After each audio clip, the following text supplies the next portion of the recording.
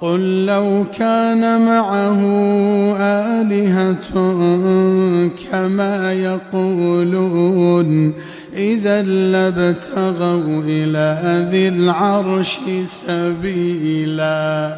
سبحانه وتعالى عما يقولون علوا كبيرا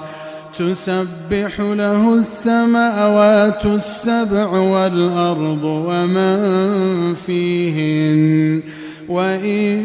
من